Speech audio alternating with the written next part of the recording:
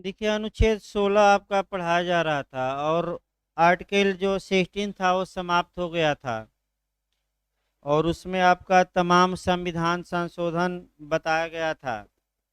यानी कि 3 संविधान संशोधन तो आप याद ही रखेंगे। एक आपका 77वां संविधान संशोधन, फिर 81वां बताया गया और फिर 85वां बताया गया। फिर आपका अनुच्छेद 335 में 82वां बताया गया संविधान संशोधन कि राज्य चाहे तो एससी और एसटी के लिए आपका स्टैंडर्ड में भी कमी कर सकता है और जो क्वालिफिकेशन अंक होता है उसको भी क्या कर सकता है, डाउन। ये राज्य कर सकता है आपका, ये बताया गया। इसके बाद आपका अंतर मुख्य रूप से हमें बताना है। पहला जो अंतर पढ़ा जाता है वह अनुच्छेद 15 और 16 में डिफरेंस क्या है, पहले हम ये देखेंगे अनुच्छेद 15 और 16 में अंतर। उसके बाद आपका जो पूछा जाता है अनुच्छेद 15 के क्लास 4 और अनुच्छेद 16 के क्लास 4 में क्या अंतर है। तो पहले कुछ अंतर अनुच्छेद 15 और अनुच्छेद 16 का देखा जाए। पहला अंतर यह है कि आपका अनुच्छेद 15 राज्य के अधीन सेवाओं से भिन्न सभी मामलों में अप्लाई होता है। यानी कि राज्य के अधीन सरकारी नौकरियों से भिन्न जितने भी मामले हैं, अगर राज्य कोई कार्य करता है तो उन सभी मामलों में अनुच्छेद 15 अप्लाई होगा। लेकिन अगर राज्य के अधीन नियोजन या नियुक्ति का मामला है, यानी कि सरकारी नौकरी का मामला है, कुल मिलाकर शॉर्टकट में, तो अनुच्छेद 16 लागू होगा, अनुच्छेद 16 लागू होगा। पहला अंतर ये रहा। अब किसका दायरा व्यापक है और किसका सीमित है ये भी पूछा जाता है। तो अनुच्छेद 15 का जो एरिया है वह वाइड है, क्योंकि सरकारी सेवाओं से भिन्न जितने भी मामले हैं, चाहे शिक्षा के मामले हो, योजना कोई बनाई जा रही है या राशन की दुकान दी जा रही है, जमीन दी जा रही है इत्यादि, इन सभी मामलों में आपका अनुच्छेद 15 काम करेगा।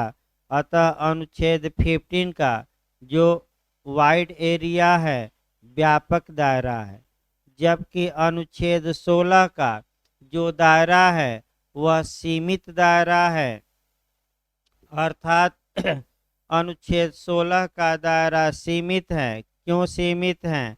क्योंकि ये केवल सरकार राज्य के अधीन नियोजन और नियुक्ति के मामले में अप्लाई होता है, ये याद रखिएगा।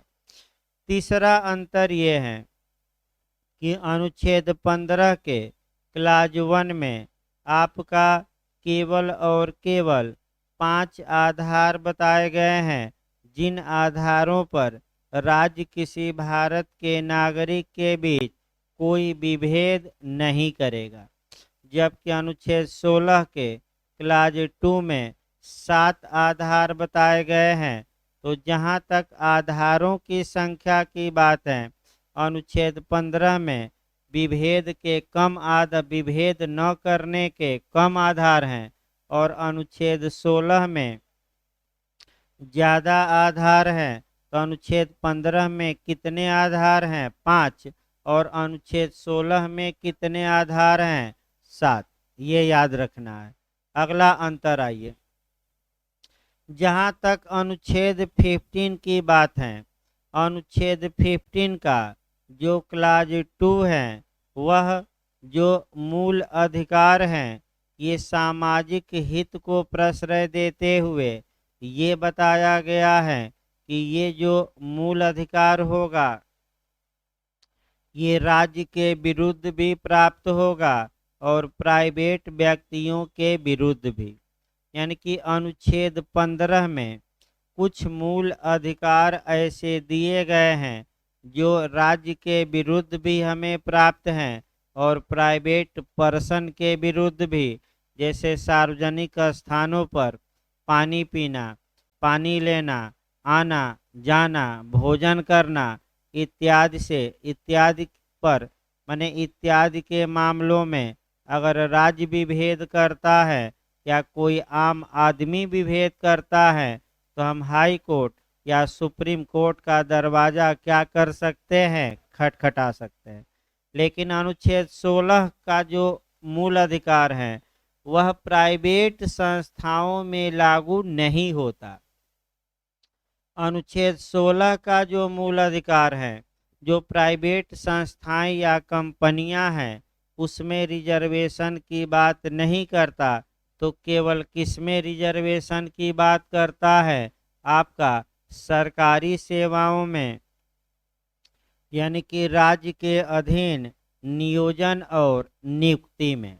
अब अगला पॉइंट देखिए, अनुच्छेद 15 का क्लाज 3 ये बताता है कि राज्य चाहे तो सरकारी नौकरी से भिन्न जितने भी मामले हैं, चाहे वह कोई कानून हो, जमीन देना हो या आवास देना हो या कोई राज्य पॉलिसी बनाता है, योजना प्लानिंग करता है, तो अगर राज्य चाहे तो स्त्रियों और बालकों के लिए स्पेशल प्रावधान कर सकता है।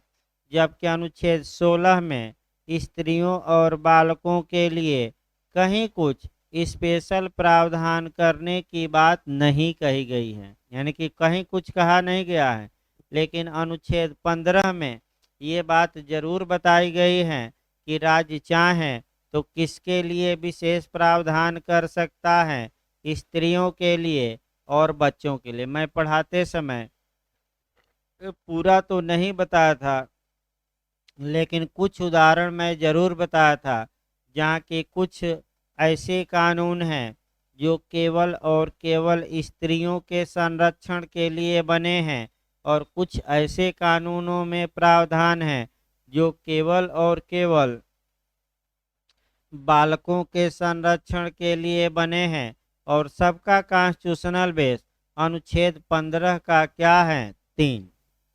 अब आइए, अनुच्छेद 15 में मूल रूप से 3 ही क्लाज थे और अनुच्छेद 15 का क्लाज 4 आपका प्रथम संविधान संशोधन अधिनियम 1951 द्वारा ऐड किया गया। यानी कि अनुच्छेद 15 में का जो क्लाज 4 है वह आपका बाद में ऐड किया गया, यानी कि आपका बाद में जोड़ा गया है। और क्या कहा गया है ये देखिए, राज्य अगर चाहें तो पिछड़े वर्ग के लिए या एससी या एसटी के लिए आपका स्पेशल प्रावधान कर सकता है, विशेष प्रावधान कर सकता है। यानी कि अनुच्छेद 15 के क्लाज 4 में 3 वर्ग हो गए, स्पष्ट लिखा गया है कौन कौन वर्ग, एक पिछड़ा वर्ग, दूसरा कौन सा शब्द है, एससी, और तीसरा एसटी। रिजर्वेशन की बात की गई है कि विशेष प्रावधान करने की बात की गई है। अलग कानून बना दीजिए, अलग नियम बना दीजिए, और जमीन देना है तो उसमें आप उनको दीजिए। लेकिन जैसे ही सरकारी नौकरी का मामला आता है, अनुच्छेद 15 का क्लाज 4 लागू न होकर 16 का कौन सा क्लाज बताया गया था, 4। अनुच्छेद 16 का क्लाज जो 4 है, फिर एक बार याद रखिए, वह इस बात को स्पष्ट रूप से सरकारी नौकरियों में रिजर्वेशन की बात करता है और ये बताता है कि जो पिछड़ा वर्ग हैं उनके लिए राज्य चाहे तो सरकारी नौकरियों में सीटें आरक्षित कर सकता है। लेकिन अनुच्छेद 16 में के 4 में केवल बैकवर्ड क्लास न हो, बैकवर्ड क्लास हो और प्लस वह क्लास माने आपका ऐसा हो जिसका राज्य की राय में, यानी कि अनुच्छेद 12 वाले राज्य की राय में सरकारी नौकरियों में पर्याप्त प्रतिनिधित्व न हो। यानी कि अनुच्छेद 16 का क्लाज आपका 4 में दो शर्तों की पूर्ति होनी चाहिए, तब सरकारी नौकरियों में रिजर्वेशन पिछड़े वर्ग को दिया जा सकता है। तो किसकी किसकी पूर्ति हो? वह वर्ग पिछड़ा वर्ग हो, बैकवर्ड क्लास हो। और सेकंड कौन सी शर्त है कि राज्य की राय में उस वर्ग का सरकारी नौकरियों में पर्याप्त प्रतिनिधित्व हो कि न हो, न हो, तब सरकारी नौकरियों में रिजर्वेशन क्या किया जा सकता है? दिया जा सकता है। दो अंतर और जानिए 15-16 में। अनुच्छेद 15 में जो बैकवर्ड क्लास होगा, न्यायालय के निर्णय के अनुसार वह सामाजिक और शैक्षणिक दोनों रूपों से क्या हो? पिछड़ा हो। यानी कि अनुच्छेद 15 में पिछड़ा वर्ग वह माना जाएगा, इंटरव्यू में यही ज़्यादा पूछा जाता है, जो सोशल और एजुकेशनल रूप से क्या हो? पिछड़ा, यानी कि दोनों रूप से बैकवर्ड हो। और अनुच्छेद 16 के क्लाज 4 में पिछड़ा वर्ग वह माना जाएगा जो केवल और केवल किस रूप में पिछड़ा हो? बता गया था ना, सामाजिक की शैक्षणिक की दोनों, केवल और केवल सामाजिक। किस केस में कहा गया कि इसमें केवल सामाजिक रूप से पिछड़े आते हैं, शैक्षणिक नहीं? इंदिरा साहनी के केस में आपका ये बता दिया गया। अगला अंतर आपको पिछड़ा वर्ग का बंटवारा कर देना है।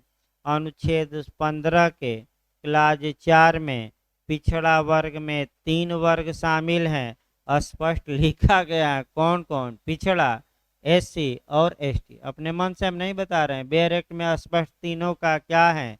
उल्लेख। अनुच्छेद 16 के क्लाज 4 में पिछड़ा वर्ग केवल दिया गया है। अब समस्या ये आती है कि जो ये केवल और केवल एससी एसटी का उल्लेख ही नहीं है, केवल और केवल क्या दिया गया है? Backward class. तो इंदिरा साहनी बनाम भारत संघ के वाद में अनुच्छेद 16(4) में बैकवर्ड क्लास का बंटवारा किया गया और 4 वर्गों में बांटा गया। कि अनुच्छेद 16 के क्लास 4 में पिछड़े वर्ग में कौन कौन शामिल हैं? तो 4 वर्ग याद रखिएगा। पिछड़ा वर्ग, दूसरा अति पिछड़ा वर्ग, तीसरा एससी और चौथा एसटी। भाई पिछड़ा वर्ग परिभाषित नहीं है। पिछड़ा वर्ग में कितने लोग शामिल हैं? 16(4) में 4।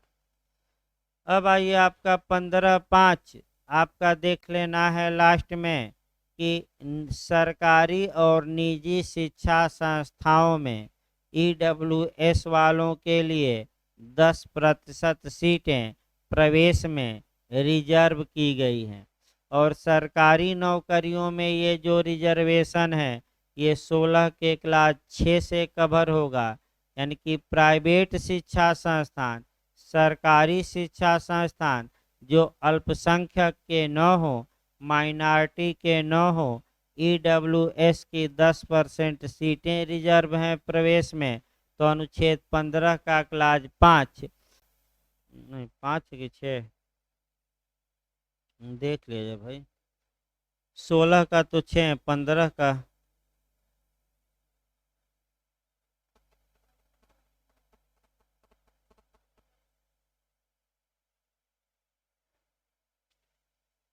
देखिए आपका, हाँ 6 है भाई।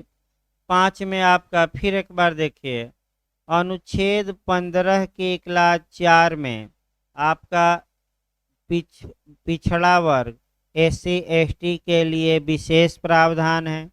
अनुच्छेद 15 के क्लास 5 में शिक्षा संस्थाओं में आपका रिजर्वेशन की बात की गई है। आपका पिछड़ा वर्ग एससी और एसटी के लिए, चाहे वह शिक्षा संस्थान प्राइवेट हो या यानी कि सरकारी हो, अर्ध सरकारी हो या शुद्ध रूप से क्या हो, प्राइवेट। लेकिन एक शिक्षा संस्थान में आज भी ये नियम लागू नहीं होगा जो अल्पसंख्यक यानी कि अनुच्छेद 30 वाला हो, बताया जाएगा आगे।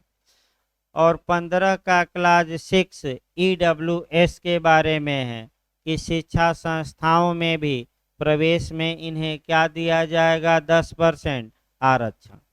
अनुच्छेद 16 का जहां तक क्लाज 6 की बात है, अनुच्छेद 16 में आपका कह सकते हैं कि सरकारी नौकरियों में अधिकतम 10% सीटें राज्य चाहें तो रिजर्व कर सकता है EWS के लिए।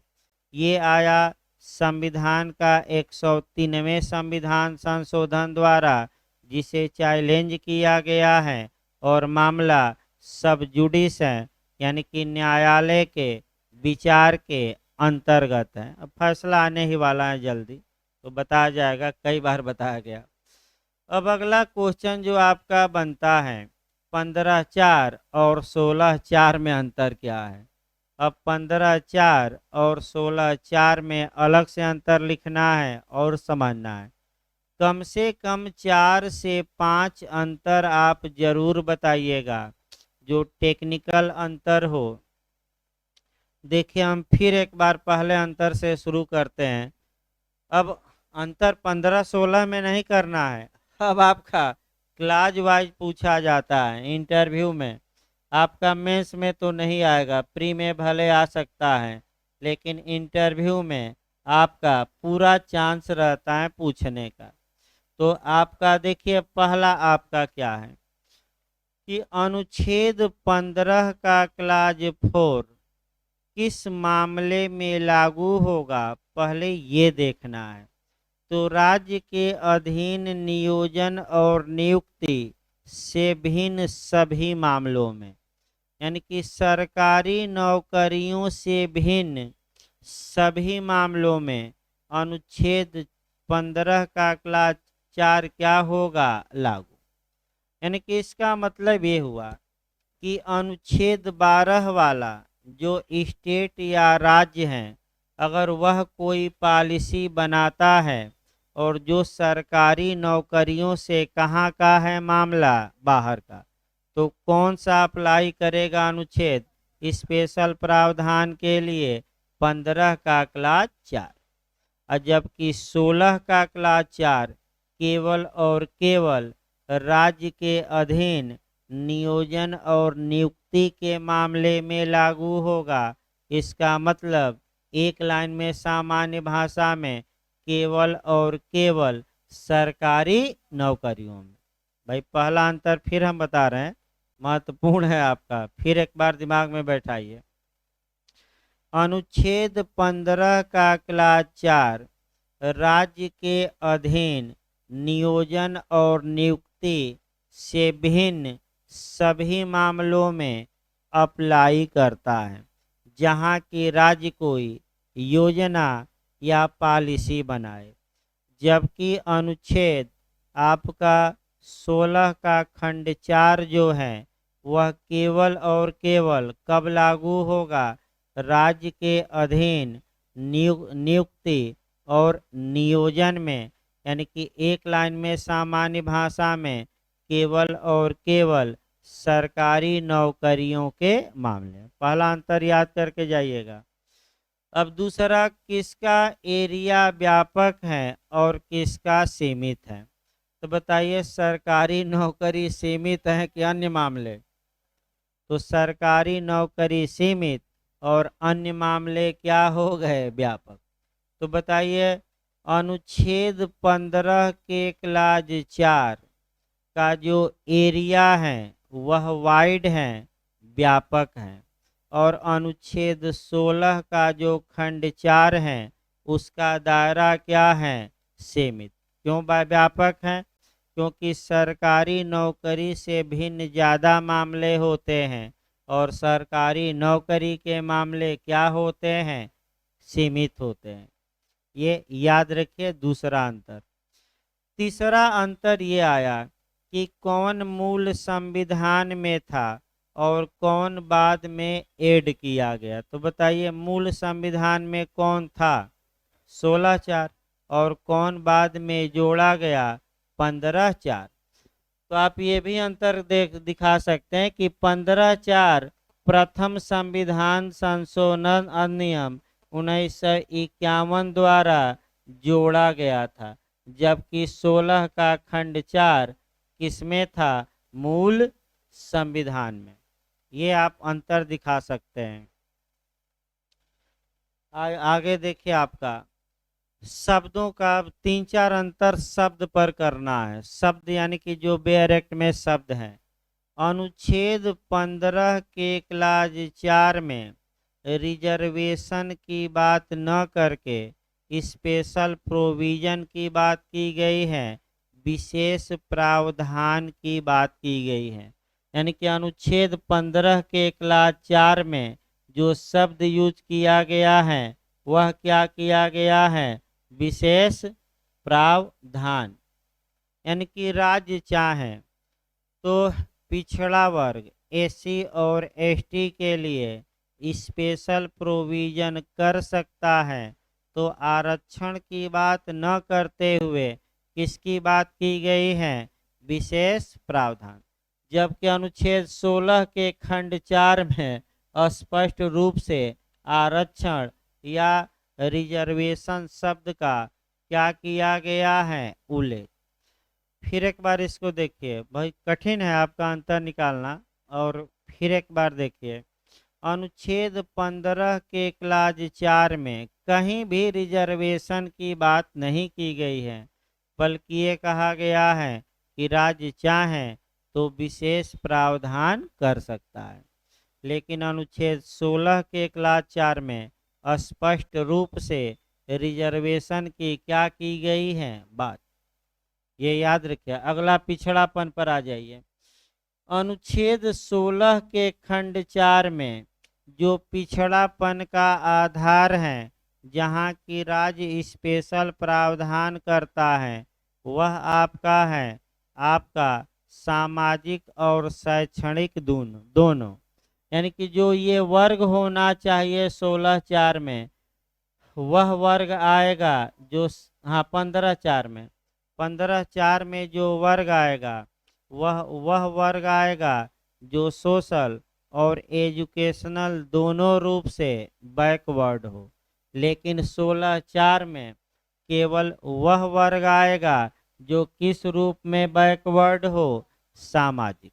ये याद रखिएगा। इसमें कौन रिजर्वेशन सरकारी नौकरियों में किस आधार पर दिया जाता है, क्योंकि उस जात के या उस वर्ग के लोग किस रूप में बैकवर्ड है राज्य की राय में, सामाजिक। भाई याद रखिए किस वर्ग। अब पिछड़ा इसमें बंटवारा कर दीजिए।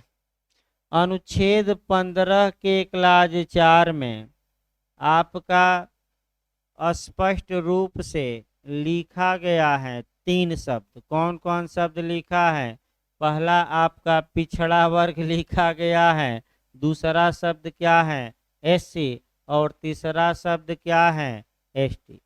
यानी कि स्पष्ट रूप से पिछड़े आपका वर्गों का उल्लेख किया गया है। पिछड़ा वर्ग है, फिर नाम एससी लिखा गया है और एसटी लिखा गया है। लेकिन जहाँ तक अनुच्छेद 16 के क्लाज 4 की बात है, पिछड़ा वर्ग को बंटवारा नहीं किया गया है। बस एक लाइन लिख दिया गया कि वह वर्ग क्या हो, आपका पिछड़ा हो।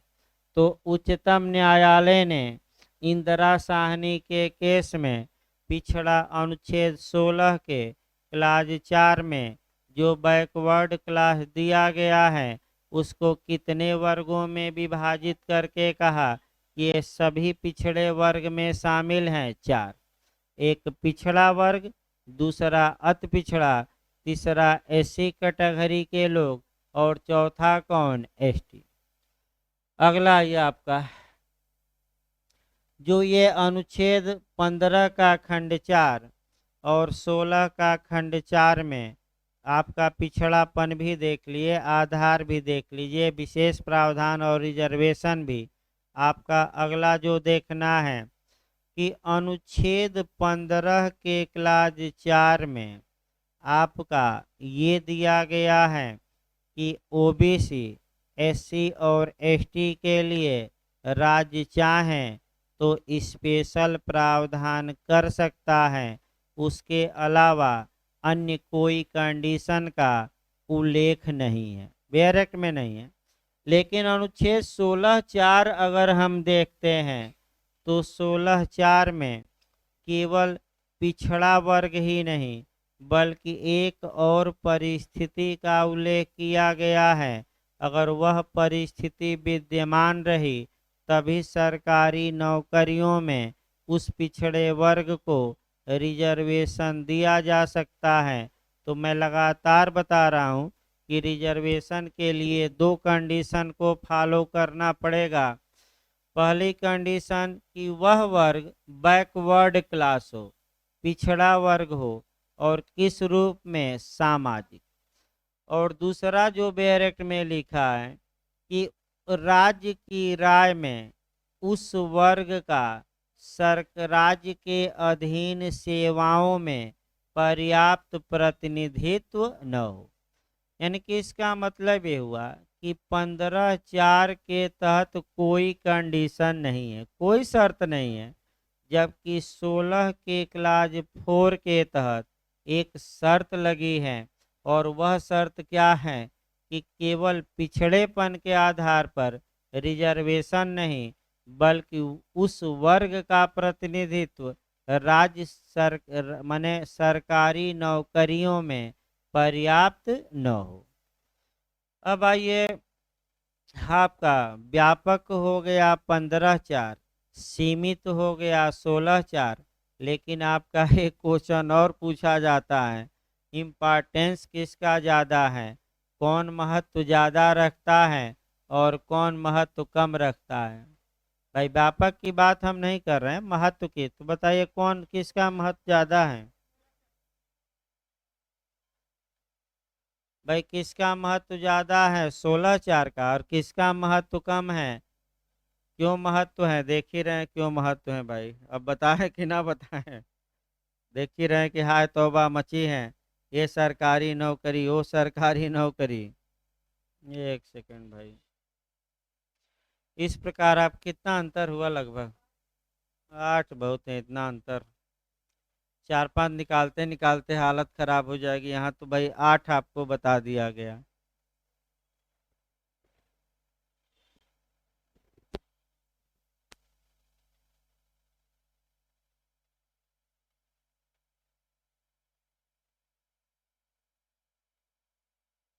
सात आठ अंतर हो गया, इतना पर्याप्त है। देखिए आपका अगला अनुच्छेद चला जाए, अब ये आगे बढ़ा जाए भाई, थोड़ा कोर्स आगे भी बढ़े। हाँ बताइए। हाँ कल बताएंगे, हो तैयार नहीं हो पाया, कैचअप रूल अभी एक छूटा है, कल बताएंगे, हमें याद है भाई।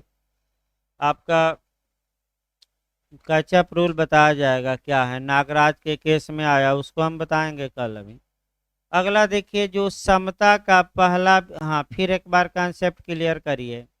जो समता का अधिकार है वह अनुच्छेद 14 से लेकर 18 तक में है। समता का जनरल रूल यानी कि इक्वलिटी का सामान्य नियम 14 में दिया गया है, और स्पेशल रूप, विशिष्ट रूप 15 से लेकर 18 तक में। पहला विशिष्ट रूप अनुच्छेद 15 भी बता दिया गया। दूसरा विशिष्ट रूप अति महत्वपूर्ण था, अनुच्छेद 16 बताया गया। और तीसरा विशिष्ट रूप है आपका अस्पृश्यता या छुआछूत का अंत किया गया है। अब इसका थोड़ा बहुत इतिहास को देखते हुए और आपका अनुच्छेद 17 बताया जाए, और इस आपका अनुच्छेद 17 जब भी पढ़िएगा तो एक अनुच्छेद और पढ़िएगा, 15 का क्लाज 2 पढ़िएगा। इसी के साथ एक और पढ़ना, देखिए एरिया पहले कवर कर लिया जाए। 15 का क्लाज 2 पढ़ना है, फिर अनुच्छेद हमें 17 पढ़ना है, फिर थोड़ा बहुत इतिहास में जाना है, फिर आपका छुआछूत या अस्पृश्यता निवारण अधिनियम 1955 पढ़ना है, फिर इस कानून का नाम चेंज करा देना है, 1976 में सिविल अधिकार संरक्षण अधिनियम 1955 कर देना है, फिर आपका इसमें कठोर नियम है, और फिर आपका अंत में SC/ST एक्ट 1900 आपका 89 पढ़ना है। यानी कि एरिया पहले कवर कर लीजिए। तो फिर हम एरिया बता रहे हैं कहाँ कहाँ। प्राचीन इतिहास से उठाना है, पहला नियम। उसके बाद अनुच्छेद 17 पढ़ना है। इसके बाद 15 का कौन सा क्लाज हम पढ़ाएंगे, 2। इसके बाद अनुच्छेद 35 भी पढ़ना है, और आपका अनुच्छेद 35 भी पढ़ना है।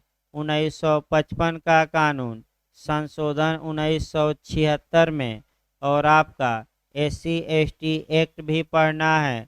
अब एक एक करके इतिहास देखा जाए, तब आपका अनुच्छेद 17 शुरू करिएगा। पहले अनुच्छेद 17 ही न पढ़ लीजिएगा। आपका देखिए, जहाँ तक अनुच्छेद 17 की बात है, जो भारतीय समाज में एक कलंक कहिए या जो प्रथा आ रही थी कि कुछ जातियां और वर्ग ऐसे थे जिन्हें अस्पृश्य माना जाता था, यानी कि प्राचीन काल में ये माना जाता था कि उनके छू देने से ही व्यक्ति अपवित्र हो जाता है। ऐसी दशा में चूंकि मानव स्वतंत्र पैदा हुआ है, सभी मानवों को समता का अधिकार है, अतः ऐसी दशा में आपका तमाम लोगों ने इस दिशा में अथक प्रयास किया कि इस सामाजिक बुराई को दूर किया जाए, जिसमें महात्मा गांधी ने तो आपका हरिजन नाम दिया, यानी कि ताकि छुआछूत दूर हो। यानी कि हरिजन का मतलब कि ये भगवान के जन हैं और इनके साथ विभेद न किया जाए। डॉक्टर भीमराव अंबेडकर ने काम किया, वीर सावरकर ने भी कुछ काम किया, ज्योतिबा फुले ने काम किया, यानी कि तमाम लोगों ने इस दिशा में, और भी नाम है उतना बताना संभव नहीं है, तमाम लोग इस विभेद को दूर करने के लिए आंदोलन चलाए, और तमाम आंदोलनों के बाद आपका आंदोलन चलाए, तमाम अधिकार मिले, और तत्पश्चात जब संविधान की रचना होने लगी तो अनुच्छेद 17 का इस कलंक को दूर करने के लिए आर्टिकल 17 की रचना की गई। अनुच्छेद 17 स्वतः आपका प्रवर्तनीय नहीं है। अनुच्छेद 17 में अगर कोई व्यक्ति छुआछूत या अस्पृश्यता फैलाता है तो वह दंडित होगा, लेकिन तभी दंडित होगा जब इसके लिए कोई कानून बनाया जाए। अस्पृश्यता को दंडित करने के लिए अनुच्छेद 35 के तहत कानून केवल और केवल भारत की संसद ही बना सकती है। राज्य विधानमंडल को पावर नहीं है तो केवल कौन कानून बना सकती है, पार्लियामेंट। किस अनुच्छेद के तहत हम बता रहे हैं, दिया गया है 35। अब आइए आपका अनुच्छेद 15 का पहले क्लाज 2 देखिए। अनुच्छेद 15 का क्लाज 2 प्राइवेट व्यक्ति और सरकारी यानी कि राज्य दोनों के विरुद्ध ये मूल अधिकार हमें प्राप्त हैं, और सार्वजनिक स्थानों पर आने जाने, भोजन करने, ठहरने, कुआं तालाब इत्यादि से पानी लेने इत्यादि पर अगर जाति धर्म इत्यादि के आधार पर विभेद किया जाता है तो इसके लिए आपका ये विभेद रोका गया है। अगर राज्य विभेद करे तब भी हम कोर्ट का दरवाज़ा खटखटा सकते हैं, और आम आदमी विभेद करता है तब भी हम कोर्ट का दरवाज़ा क्या कर सकते हैं, खटखटा सकते हैं। अभी राजस्थान का भी मामला आया और काफ़ी चर्चा में भी रहा कि एक दलित वर्ग का छात्र था। मास्टर साहब के लिए जो अलग से मटका रखा गया था पानी पीने का, जाकर वह छू दिया और उससे पानी पी लिया। मास्टर साहब इतना मार मार दिए कि 2 दिन बाद उसकी क्या हो गई, मौत हो गई। तो मास्टर साहब पर 302 का मुकदमा कायम हुआ है और SC/ST एक्ट का भी मुकदमा। ये भी कानून लगेगा। छुआछूत आप फैला रहे हैं, अस्पृश्यता का अंत किया गया है। और आप यानी कि समाज में आज भी कुछ लोग ऐसे जरूर हैं जो इन बातों पर क्या करते हैं, विश्वास। भाई, तभी तो ये सब घटनाएं हो रही हैं, नहीं तो ये सब घटनाएं आज़ादी के इतने दिनों बाद क्या हो जानी चाहिए, बंद। आगे बढ़ा जाए इसमें। तत्पश्चात अनुच्छेद 15 का क्लास 4 में तो व्यवस्था थी ही, लेकिन छुआछूत को पूरी तरह उन्मूलित करने के लिए, समाप्त करने के लिए, एबोलिशन के लिए या उत्साधन के लिए कहिए, अनुच्छेद 17 की रचना की गई। और अब आइए आर्टिकल 17 कहता क्या है, बेरक देखिए। अस्पृश्य, हाँ, एक दो बातें और हैं सामान्य जो पूछा जाता है। अनुच्छेद 17 का जो फंडामेंटल राइट है वह राज्य के विरुद्ध भी प्राप्त हैं और प्राइवेट व्यक्तियों के भी। अगर राज्य छुआछूत को प्रश्रय देता है तब भी हम कोर्ट का दरवाजा खटखटा सकते हैं और राज्य के खिलाफ न्यायपालिका की शरण में जा सकते हैं। अनुच्छेद 32 के तहत हम सुप्रीम कोर्ट जा सकते हैं और 226 के तहत कहाँ, हाई कोर्ट। अगर कोई आम आदमी छुआछूत को प्रश्रय देता है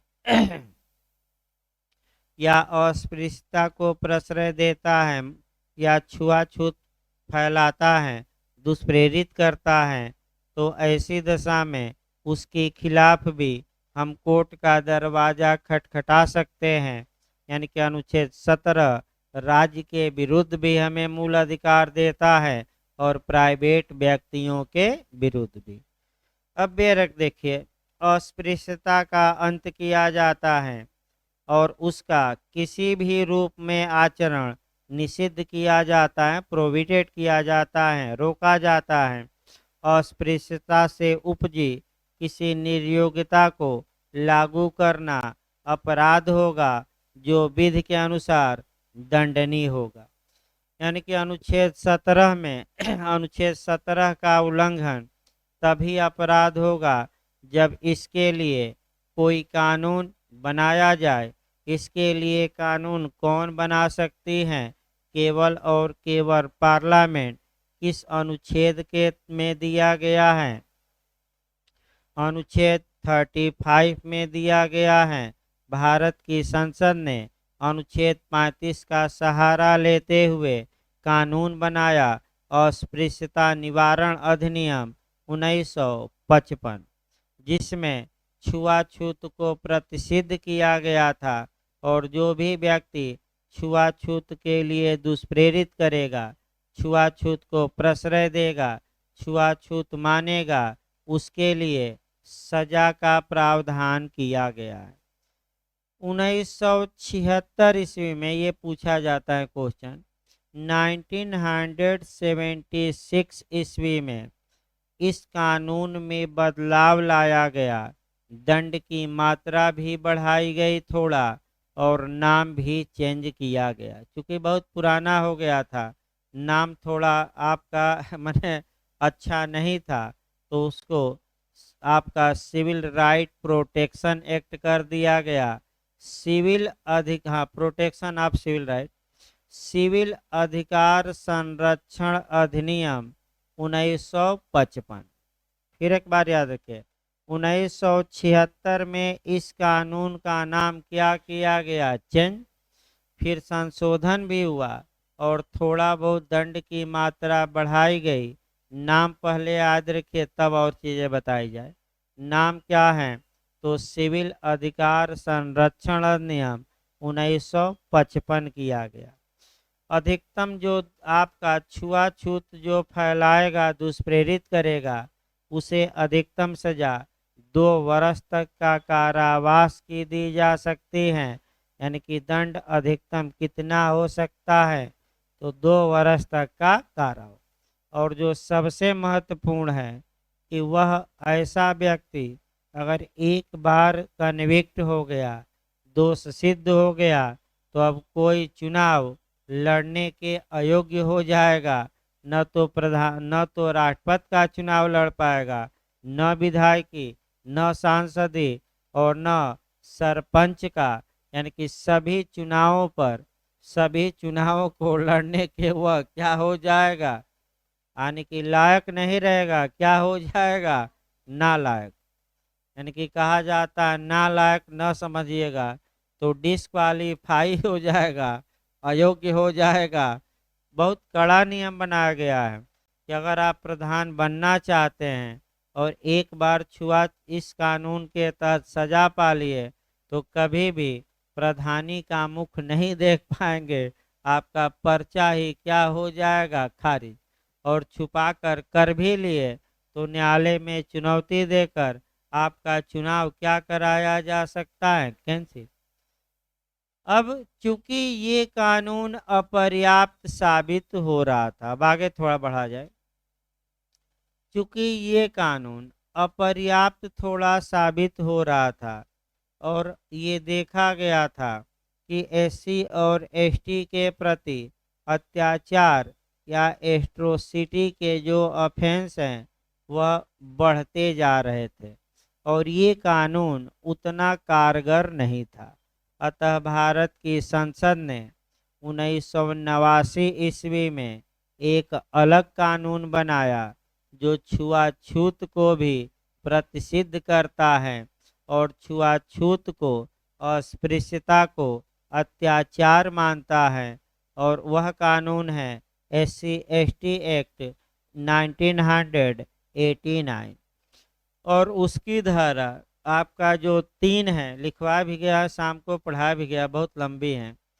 29 ऐसे कार्य दिए गए हैं जहाँ की अगर कोई जनरल का व्यक्ति, ओबीसी का व्यक्ति एससी एसटी के प्रति 29 में से कोई एक कार्य करता है तो उसे अत्याचार का, एट्रोसिटी का अपराध माना जाएगा और ऐसा व्यक्ति दंड का भागी होगा। दंड कम से कम 6 माह, अधिकतम 5 साल तक हो सकेगा। 6 माह से कम की सजा नहीं, अधिकतम कितना, 5 साल। और जो छुआछूत का प्रावधान है इसी 29 क्लाजों में समाहित है। यानी कि आपका जो छुआछूत को रोका गया है वर्तमान में अपराध है। तो 2 कानून याद रखिएगा, एक सिविल अधिकार संरक्षण अधिनियम कौन सा, 1955, और एक और कानून नया जो बना उसकी पूर्ति के लिए ही एससी एसटी एक्ट 1989। इस प्रकार अनुच्छेद 17 भी समाप्त हो गया। अब आइए अनुच्छेद 18 देखा जाए। 18 भी एक ऐसा अनुच्छेद है जो कुछ आपका इसके खंड राज्य के विरुद्ध भी हमें प्राप्त हैं अधिकार, मूल अधिकार, और प्राइवेट व्यक्तियों के विरुद्ध भी। आइए अनुच्छेद पहले 18 का आपका कह सकते हैं कि भूमिका देखिए और भूमिका के बाद आपका और बातें देखा जाए। जो टाइटल्स होती हैं यानी कि उपाधियां होती हैं तो पहले तो आप 2 शब्दों पर गौर करिए। एक सम्मान होता है और एक उपाधि होती है। अब सम्मान और उपाधि में कौन दिया जा सकता है और किस पर रोक लगाई गई है और दोनों में डिफरेंस क्या है, पहले ये समझा जाता है। उपाधियों या टाइटल्स को देने पर रोक लगा दी गई है, लेकिन आज भी सम्मान को देने पर कोई रोक नहीं है। फिर एक बार देखिए, उपाधि पर रोक लगाई गई है कि सम्मान देने पर, उपाधि पर, सम्मान पर नहीं। तो उपाधि उपाधि का मतलब क्या हुआ, सम्मान का मतलब क्या हुआ। उपाधि किसको दी जाती है, सम्मान किसको दिया जाता है। तो उपाधि उस व्यक्ति को दी जाती है जो आपका राजभक्ति दिखाया है, सरकार की भक्ति दिखाया है, या आपका उपाधि जो है वंशानुगत होती है, या वंश या किसी परिवार के होने के नाते दी जाती हैं। यानी कि उपाधि के लिए कोई कार्य नहीं करना है। आप इस जात के, इस वंश के या इस बिरादरी के हैं, इस आधार पर आपको उपाधि दे दी गई। लेकिन सम्मान में ऐसा नहीं है। सम्मान कोई भी व्यक्ति पा सकता है, और सम्मान वंशानुगत नहीं होता। ये नहीं कि इन्हीं के वंश को दिया जाएगा। जो भी सम्मान का हकदार हो उसको दिया जा सकेगा। और किस पर आधारित होता है, आपका कुशलता पर, कौशल पर, आपका श्रम पर, या अपने कर्म के आधार पर व्यक्ति सम्मान पाता है, न कि किसी वंश का होने के कारण। जब अंग्रेज भारत में आए, इसका इतिहास देखना है। जब अंग्रेज भारत में आए तो अंग्रेजों ने एक काम, हाँ, इंग्लैंड में तमाम उपाधियां दी जाती हैं। जब अंग्रेज भारत में आए तो जो व्यक्ति अंग्रेजों का हितैषी था, अंग्रेजों का सपोर्ट करता था और आंदोलनकारियों का विरोध करता था ज़्यादातर, या अंग्रेजों को खुफिया जानकारी देता था, अंग्रेज उसे आपका तमाम उपाधि देते थे। दीवान की तो कभी कुछ की, तो राय बहादुर की देते थे तो कभी कुछ की देते थे। महात्मा गांधी को भी दे दिए थे, जिन्होंने क्या किया बाद में वापस। यानी कि राजभक्ति दिखाइए और क्या पाइए, उपाधि। अभी भी आपका जैसे कि चंद्रशेखर आजाद जी थे। अब जो व्यक्ति भाई चंद्रशेखर आजाद यहीं पार्क में छुपे हैं, कोई व्यक्ति अंग्रेजी सरकार को क्या दिया, सूचना। अब जो व्यक्ति सूचना दिया, सरकार प्रसन्न हुई और प्रसन्न होकर आपका उसको आवास उपलब्ध कराया गया, उपाधि दी गई, नाम गुप्त रखा गया। लेकिन आम जनता में तो प्रसिद्ध ही है कि लाल कोठी दे दी गई तो पीली कोठी दे दी गई, और यही गद्दारी किया था। उस समय अंग्रेजी सरकार शाबाशी दे रही थी, और आज लोग कहते हैं कि देश के साथ ये क्या किया था। तो उस समय की स्थितियां दूसरी थी। अब ये है कि भाई उपाधि पर इसलिए रोक लगाई गई कि अब आइए, पहले हम आज़ाद नहीं थे, अब आज़ाद हो गए हैं। तो आज़ादी के बाद अनुच्छेद 19 ये बताता है, अब कल आ ही जाएगा अनुच्छेद 19 भी, कि स्पीच एंड एक्सप्रेशन की क्या होगी, स्वतंत्रता। हमें बोलने की आज़ादी है, अपनी विचार प्रकट करने की आज़ादी है। और अगर हम राजभक्ति में, उपाधि के लालच में लिप्त हो जाएंगे तो क्या हम अच्छा को अच्छा और बुरा को बुरा कह पाएंगे कि नहीं, नहीं। अतः जो भी कहना हो, निष्पक्ष भाव से, बिना किसी लालच लोभ के, बिना उपाधि के लोभ के व्यक्ति अपनी आवाज़ उठा सके। आपका इसीलिए उपाधियों का क्या कर दिया गया, अंत। लेकिन आपका कह सकते हैं कि सम्मान दिया जाता है। सम्मान दो प्रकार के हैं भारत में, एक शांतिकाल का सम्मान और दूसरा युद्ध काल का आपका सम्मान। तो बताइए, शांतिकाल का सबसे बड़ा सम्मान कौन होता है, भारत रत्न। और युद्ध काल का सबसे बड़ा सम्मान परमवीर चक्र। अब यही आपका जीएस में क्वेश्चन देखिए। अब 1954 में, पहले इतिहास बता दिया जब, तब आपका 1954 में, उसके बाद सम्मान बताया जाए। अभी आपका सम्मान 1954 शुरू किया जाए। 1954 में भारत की सरकार ने आपका लोक सेवक द्वारा विशिष्ट कार्य या आम जनता द्वारा विशिष्ट कार्य या अच्छा कार्य करने पर सम्मान या पुरस्कारों की घोषणा की गई। 4 प्रकार के पुरस्कार रखे गए। पहला आपका भारत रत्न, जो शांतिकाल का क्या है, सबसे बड़ा पुरस्कार है।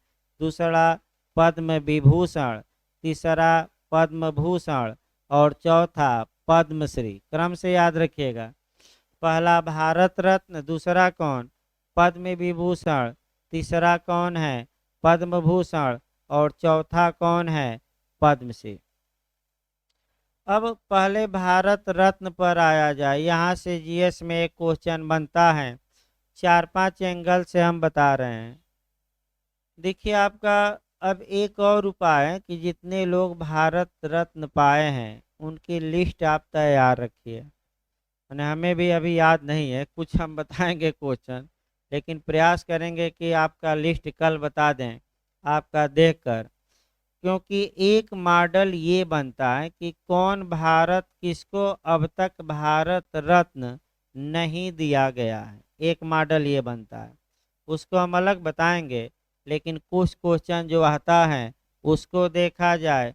पहला क्वेश्चन बनता है कि सर्वप्रथम भारत रत्न का सम्मान किस व्यक्ति को दिया गया। तो प्रथम उपराष्ट्रपति जो थे सर्वपल्ली राधाकृष्णन को। तो फिर एक बार याद रखिए, सर्वप्रथम किस व्यक्ति को भारत में भारत रत्न दिया गया, तो सर्वपल्ली राधाकृष्णन। दूसरा क्वेश्चन खेल जगत में सर्वप्रथम किस व्यक्ति को भारत रत्न दिया गया। तो खेल जगत में आज तक एक ही को दिया गया है, कौन, आपका सचिन तेंदुलकर। मांग चल रही है कि ध्यानचंद जो हॉकी के जादूगर थे उनको भी ये रत्न क्या किया जाए, दिया जाए। लेकिन भाई एक आदमी को दिया गया है, किसको, सचिन तेंदुलकर को। तीसरा क्वेश्चन, कौन सा वह विदेशी व्यक्ति है जिसे भारत रत्न की माने भारत रत्न का सम्मान दिया गया है। तो खान अब्दुल गफ्फार खान। खान अब्दुल गफ्फार खान को विदेशी होने के बावजूद भी भारत रत्न दिया गया। और अंतिम क्वेश्चन, कौन सा ऐसा व्यक्ति है जो भारत रत्न दिया गया लेकिन लेने से डिनाई कर दिया। तो जो सुभाष चंद्र बोस के वंशज हैं, सुभाष चंद्र बोस को सरकार ने भारत रत्न प्रदान किया, लेकिन वंशजों ने आपका लेने से क्या किया, इनकार। क्यों किया, इसलिए किया कि पहले आप बताइए कि सुभाष चंद्र बोस की मौत कैसे हुई, आज तक आप बताए नहीं, तब हम क्या लेंगे आपसे, भारत रत्न। आज तक मैंने भारत सरकार ने लीगल तौर पे ये नहीं बताया कि इनकी मौत कैसे हुई।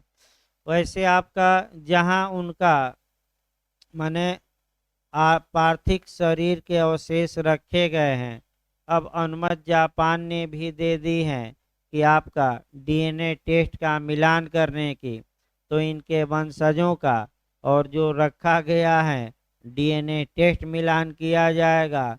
अगर मिल गया तो मान के चलिए कि वही सुभाष चंद्र बोस थे, और नहीं मिला तो विवाद अभी क्या रहेगा। आ रहा था समाचार में कि भाई अनुमति उसने दे दी है देश ने। तो इस प्रकार आपका 4 सम्मान आपका दिए जाते हैं। फिर एक बार याद रखिए, 1-2 लाइन और हैं।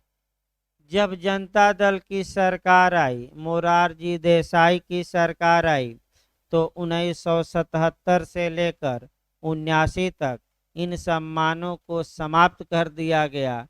यानी कि 1977 से लेकर 1979 तक ये सम्मान क्या कर दिए गए, समाप्त।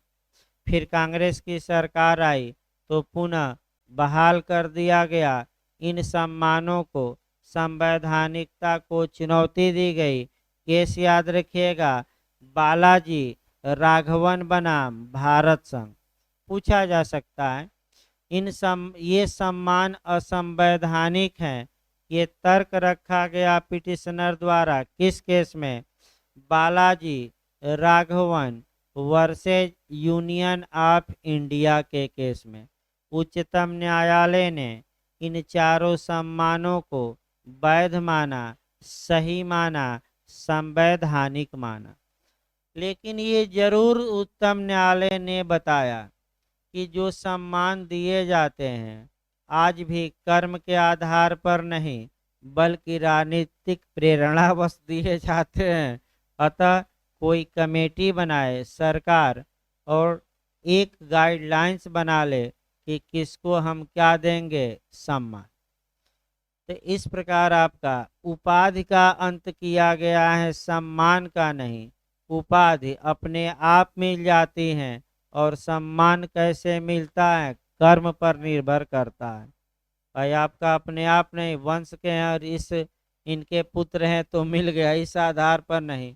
तो किसका अंत किया गया है? उपाधि का। और कौन बनाए रखा गया है? सम्मान। इसीलिए तमाम सम्मान दिए जाते हैं। दादा साहब फाल्के पुरस्कार दिया गया, वो भी सम्मान है। तमाम दिए जाते हैं। आपका अंतर्राष्ट्रीय स्तर पर भी दिए जाते हैं नोबेल पुरस्कार, वो भी सम्मान है। जो अच्छा कार्य किया वो कर्म पर आधारित है, ये नहीं कि आपका जाति और धर्म देखकर।